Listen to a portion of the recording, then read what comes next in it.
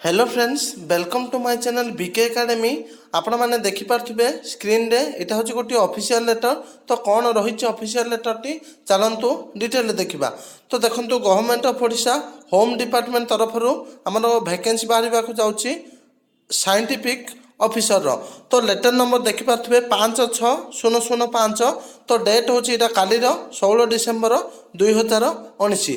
तो लेटरटा क्या पाखु पठा जाइए देखु Shri S Shukla additional secretary to government. तो क्या पाखु पठा जाइए the secretary OPSC Odisha Cuttack.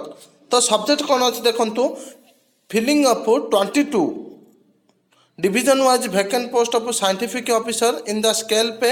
तो यार दरमा हूँ 44,900 इन level 10 pay matrix under ORSP rule 2017 in the state of forensic science service organisation by way of direct requirement. माने आमर साइंटिफिक ऑफिसर 22 वैकेंसी बाहर जाऊँगी।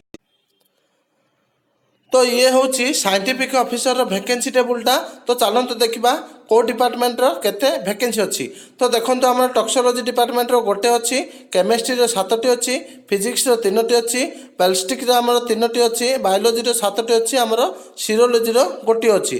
तो नंबर ऑफ पोस्ट है आमर 22टी। तो से आम जनरल टॉक्सोलॉजी अच्छी किसी ना।